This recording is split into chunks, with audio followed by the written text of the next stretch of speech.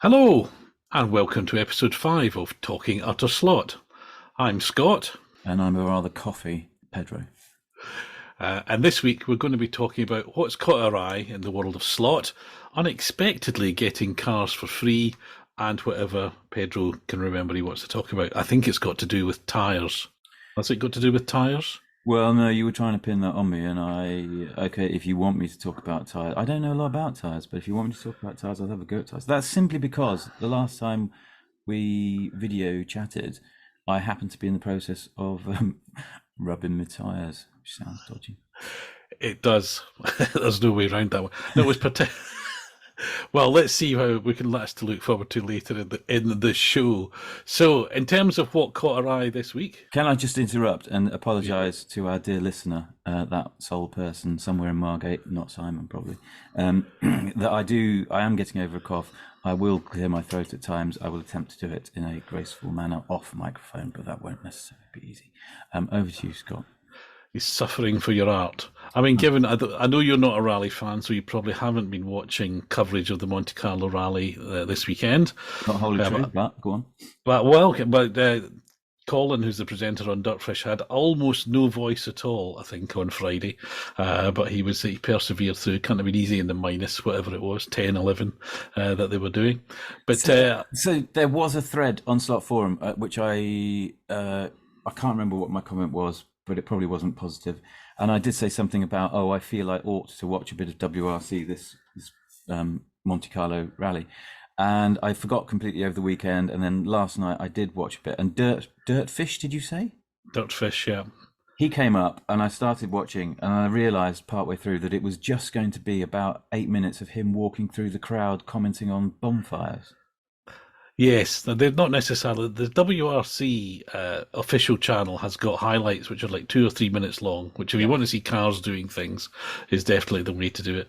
For sort of background info and interviews, Dirtfish is good. However, and I sent you a link to this via Slot Forum, I think, there is a wonderful, wonderful film, 90 minutes long, but don't be put off because it covers 50 years worth of history.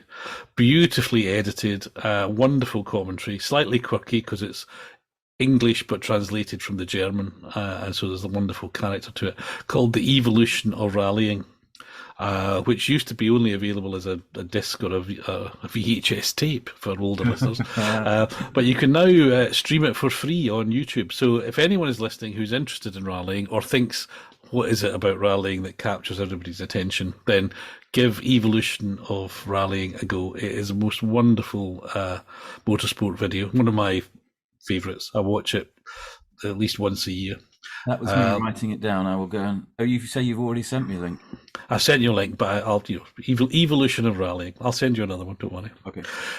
Anyway, so apart from Monte Carlo, there's no... well, I can lead into one of the things which caught my eye, appropriately enough, with the rallying, was the first pictures of black prototype shells for the Scaleauto Mitsubishi Lancer Evo 5 and 6. Don't they look nice? They look lovely. I mean, that was my favourite one of all those Lancers, the ones with the sort of bulbous arches and things. And the fact that they're doing both what I would call the Works livery, the red one, and also the Marlboro livery. Oh, I've not seen anything about liveries yet.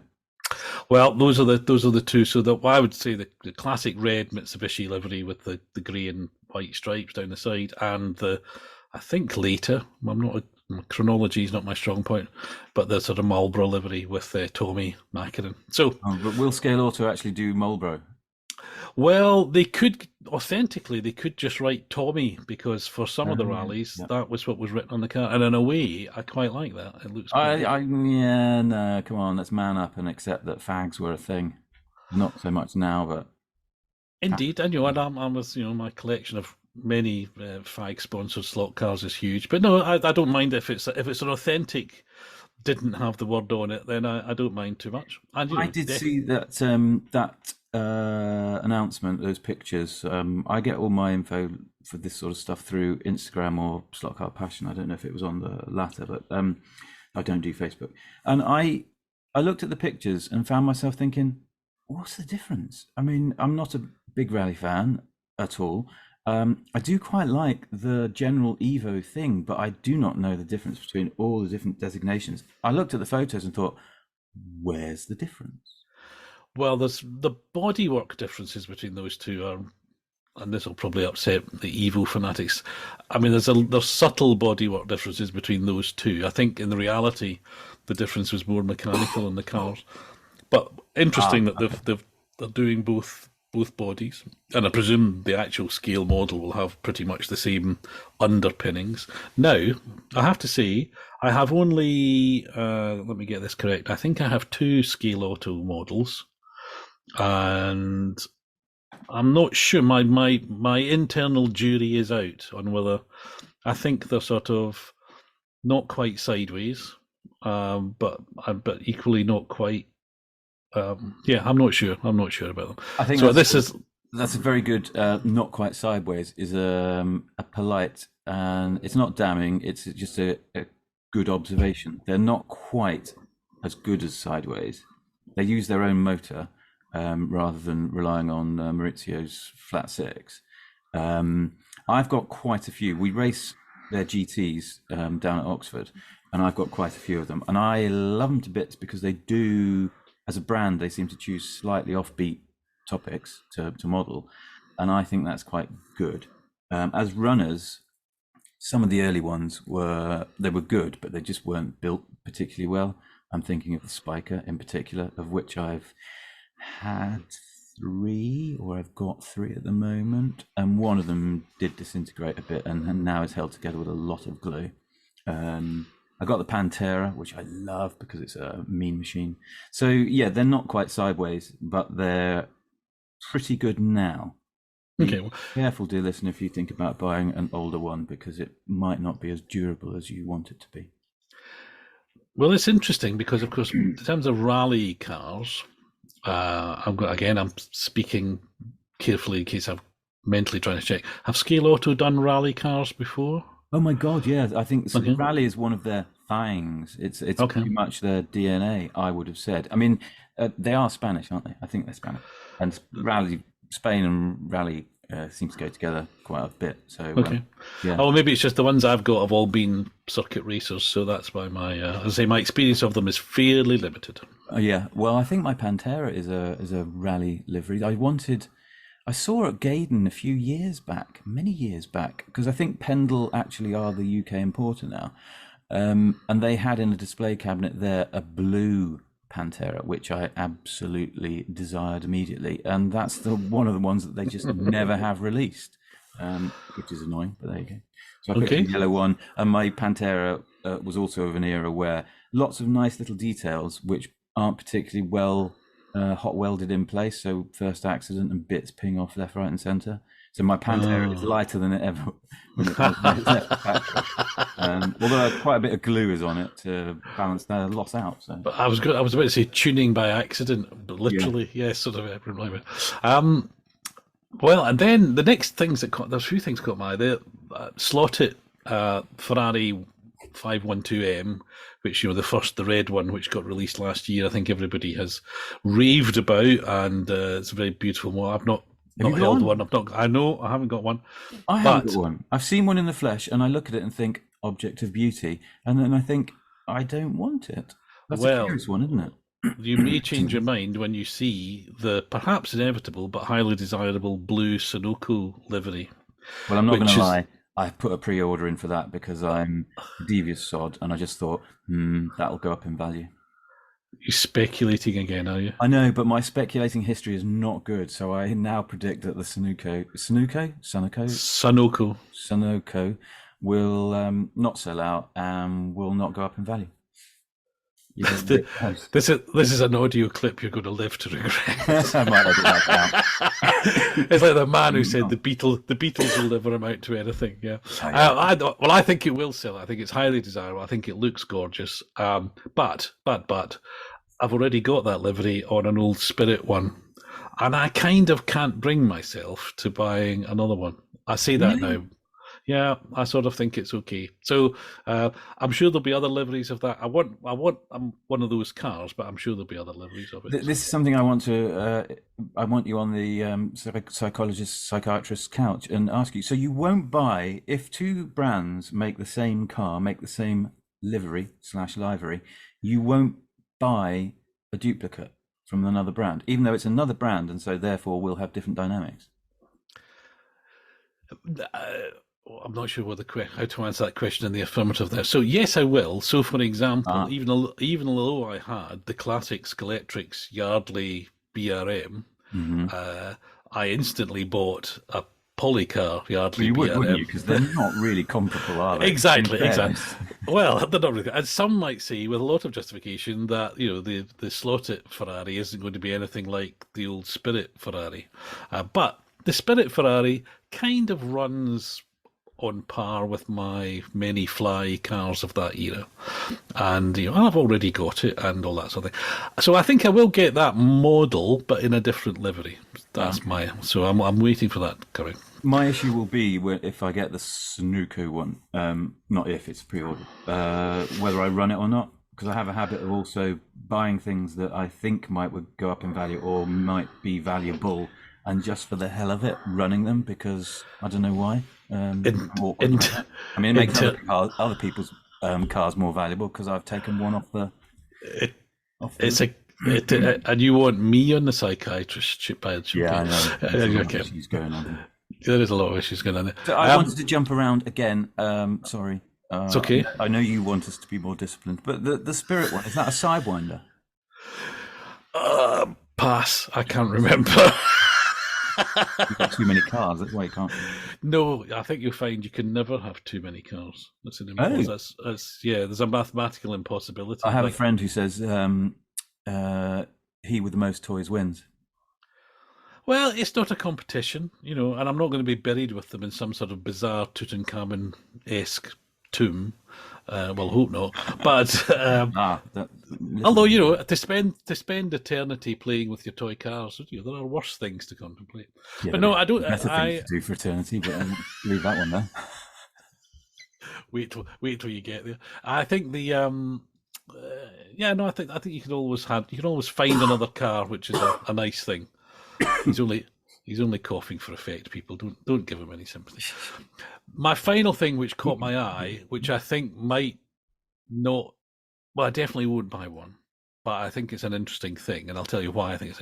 And it's the Revo slot Ferrari. It's very Ferrari heavy thing. Anyway, the Revo slot Ferrari F40 in fantasy liveries. One of which is the kind of late. Or what period? Late 80s, early 90s Benetton. So the green, blue, yellow. It looks great. I get that. I like the idea of retro liveries. I spent a lot of hours on Gran Turismo putting other liveries on the wrong car, as it were. So replica 80s liveries on 2020 cars and things. And in fact, I have a little side project. If I can find someone who will help me make decals, I will have the most amazing Jaguar and Lotus eventually. So I like the idea of putting well-known liveries on other cars, and I think Benetton on a Ferrari sort of makes sense. Italian films and things. You're not keen. Go and tell. Why are you not keen? Well, because it caught my eye as well. I think this section is now going to be called "It Caught My Eye." It caught my eye as well. This is how topical we are as well, isn't it? I don't know. This news that this release is probably at least 10 days old, but there you go.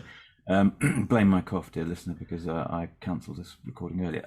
It caught my eye because I just thought it would be awful. I just don't get why people have to do these fancy liveries. When I understand why they do the fancy liveries. One, they sell. Two, they help pay for the mould. But I looked at them and I just thought, oh, they're really awful. There isn't a decent fantasy livery out there. NSR, I'm looking at you. And now Revo Slot, they're just copying them. Well, Revo Slot have been doing some very curious fantasy livery. I think the pink Martini Supra was the one which was most far from reality, that one. Pink Martini is an interesting choice, yes. But, okay, well, I think Revo Slot as a brand, I think I've said before, I've got far too many Revo Slot Toyota models for all sorts of obvious reasons. And I used to work at Toyota, for those of you who don't know. But so I haven't got a Revo slot. Anything else? Okay. I So was going to say, do you have the F40? I have an F40, he said, thinking about it, and then screwing up his face, thinking, do I have an F40? I'm pretty sure I'm pretty sure I have an F40. Oh no, maybe I haven't, and I'm waiting. Sorry, blame the drugs, Lemsip. It'll addle your mind, kids. I think I'm waiting for them to do the. I'm going to get the pronunciation wrong. I always do. Is it the Brummel livery from like 94, 95 of them all? aren't Brummel those little China figures that came from Switzerland of little boys and girls in trees? No, that's Hummel. Hummel. Hell? Sorry. You lost me there, big time stuff. Sorry. No, there is. I'm pretty sure 94 or 95, possibly both years. There was a Ferrari. It was red and it had like a bit of green on it and a bit of white on it, and it's just a classic livery. And I've got it as an SCX, which was one of those Atalaya piecemeal things that you had to buy magazines for. And I love it to bits, but it's obviously it's an SCX, so it's not very good. Desperate for one of those. And when I saw that Revo were doing these fancy liveries, I just thought, what a waste of time. Do the Brummel. Okay, well, hopefully they're listening because, as you know, we are a huge influence on the slot car Oh, we're market. major influences. This will, when it announced, you know it'll be directly because you asked for it. As a sideline, I used to, not deliberately, but because Maurizio from Slotted, some people won't know, but Which one? Because they're both called Maurizio. oh, I don't know. No, I was going to say the one that looks like Leo Sayer, and that's probably unfair. But hopefully neither of you know who Leo Sayer is. Moving swiftly on. I used to give him hassle for not doing DTMs, and then he did. Oh no, was it hassle for DTMs or hassle for Skylines? Or anyhow, I claim that Slotted do DTMs and do the Nissan Skyline R32 because I hassled them. There. Well, you That's know, my claim. you've got to use your powers only for good. That's all Yeah. I'll say. So be careful what you wish for. Yeah. Anything else caught your eye this week? Oh, lots caught my eye. I mean, that NSR.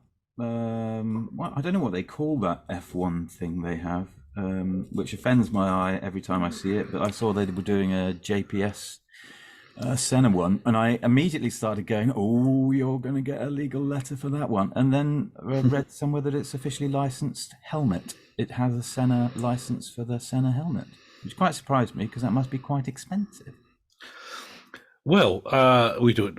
Yeah, like you, I would imagine it's not cheap.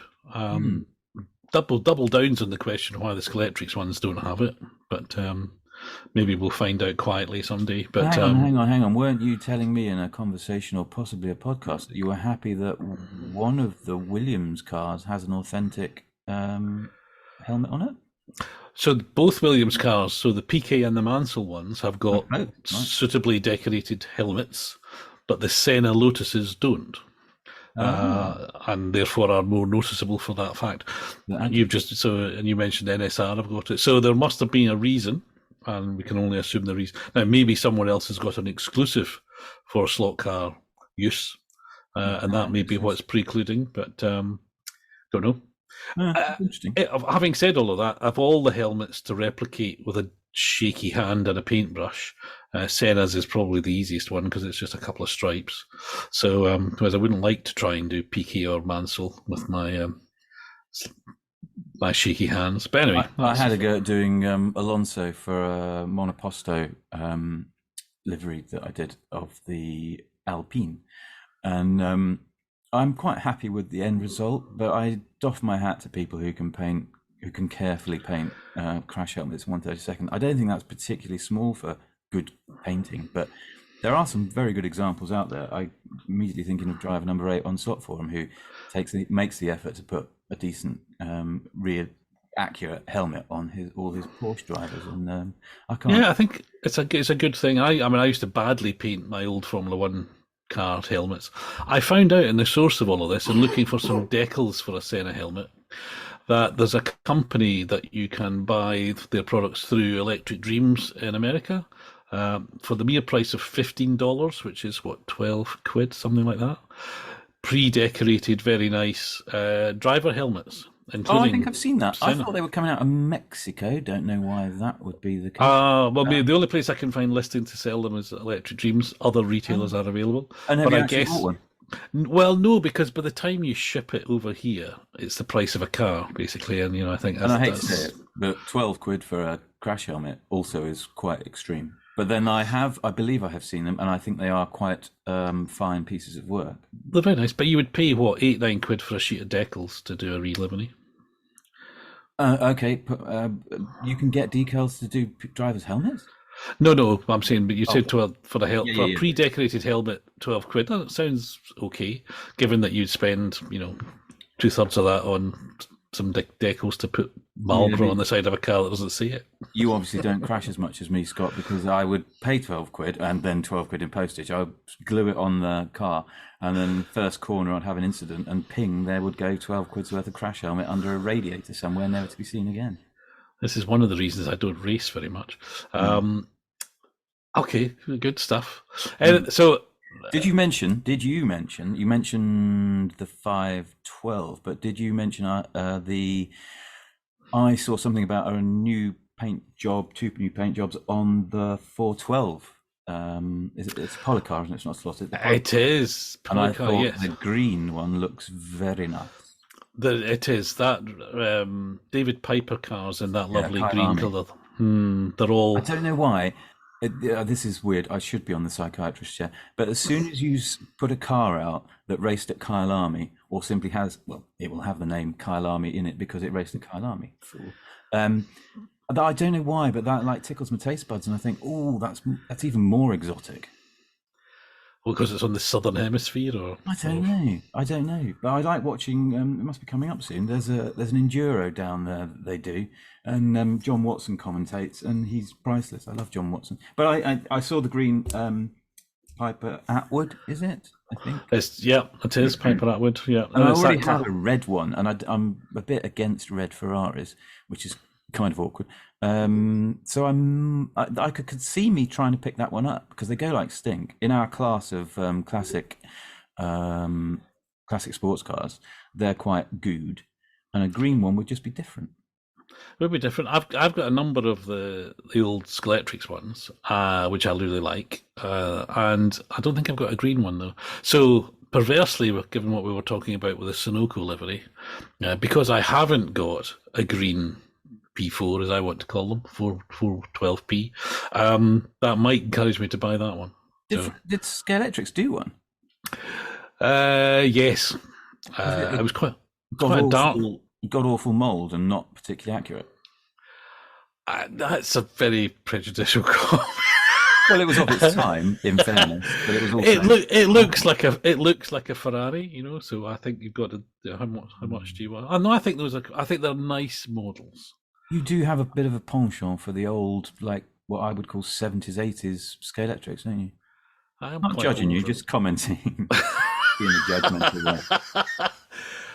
I think nostalgia works, doesn't it? That's why all these old slot car models are getting made, isn't it? They're appealing to all those old duffers. Isn't it curious? Because I think nostalgia works, but I'm speculating wildly here. You want to pick those up and buy those cars that were from your youth. I want to have a modern version that is better of a car that was in my youth. Just a side observation. No, I think this is a subject of possible future discussion, isn't it? So I love the way, bless your heart, you keep referencing possible subjects for other podcasts, and we're never going to get to those things. We will. But the subject, if you take now the much anticipated, keenly anticipated, eagerly anticipated Bastos Rover, which is hopefully coming from Scaleauto in the next few weeks. The old one was dreadful shape. The livery was it Taurus or something they wrote down the side because it wasn't meant to be. But, I bought it and painted it as best I could and all that. So I'll happily buy that old one and keenly look forward to the new one. I keenly look forward to the new one. I'm going to go off at a slight tangent here. We will get back to, what was the section called?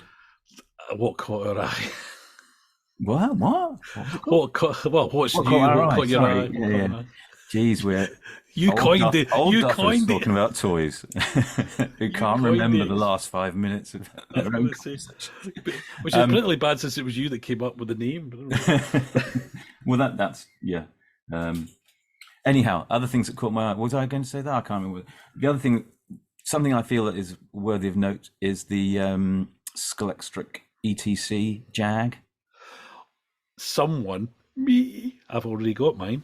Yeah, have you got it? Wave at the camera that the podcasters can't see. I'd have to go out to my secret slot den. Mm. Think of sort of Batcave type thing, listeners, and pull it in. So no, I haven't got it ready to wave at you. Sorry, but Okay. it Well, is that looks lovely. sweetly pretty, and I haven't ordered one yet though, but I need to, don't I? Because it's sweetly pretty. It's going to be sold out. It's going to be sold out. That's Nah. another one of the. This is definitely definitely going to be sold out, I think. Okay, so the other thing that caught my eye, since we're doing that apparently, and it caught my eye like last week when they were saying last orders please. The slotcarpassion.com were doing their vote for the prettiest car of the year 2022, and I thought we should reference it in our recording, but now that has closed, and indeed they have announced the results. That's how long. And who's the winner? I don't know. coughing. So Do you not who is know? I don't know. I can't fully remember all the candidates. There was I think it was a Le Mans Miniatures Renault 5. Bit dull. Oh, no, lovely rally cars. See, you don't like rally cars. I do. No, there's a topic there. I do like rally cars. I don't like rallying. How does that work? I do like a car that looks like it's on it's had a few too many steroids. It might be a bit angry, therefore, and actually a rally car is quite angry. I like that. I'm jumping around now, but I did like the WRC bits that I caught, and I saw they've still got those ridiculous Pikes Peak style wings on the back, which I quite like. However, so the Renault 5 was in the running. The BRM, Polycar BRM was in the running.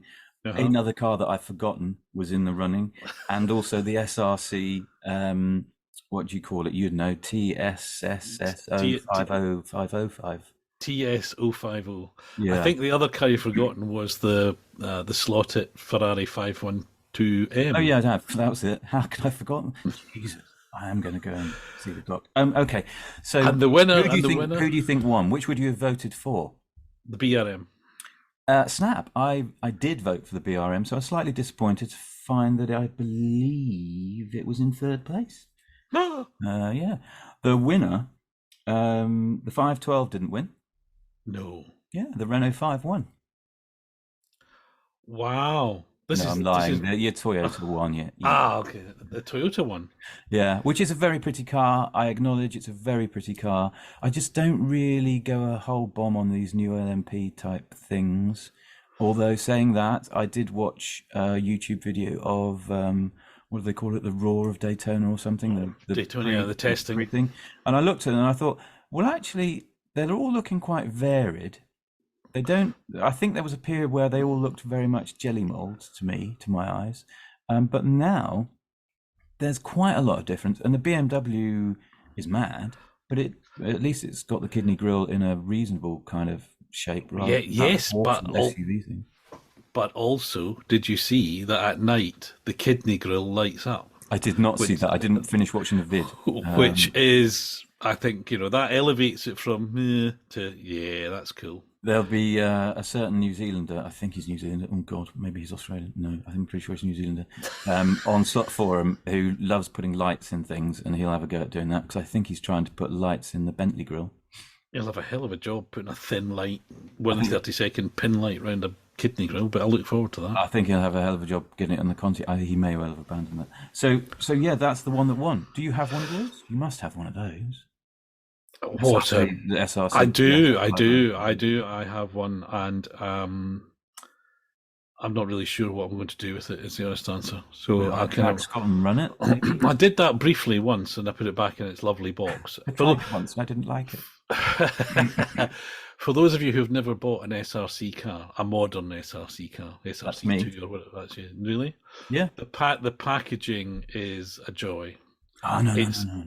It's like a watch. It's sort of beautiful black box that kind of fits together so tightly that the air gradually escapes, and there's a dense black shaped foam that it sits in. It's not screwed in because it's moulded carefully, and you lift. It's just a lovely thing to keep in its box, which is a whole other session on the psychiatrist chair, I know. But Well, that's funny you should mention that, because beside my laptop, which you can't see, is the box for my Ford Galaxy. And I've been looking at my Ford Galaxy, my Revel Ford Galaxy that I bought at Swindon. Dear listeners, you should try out the Swindon podcast.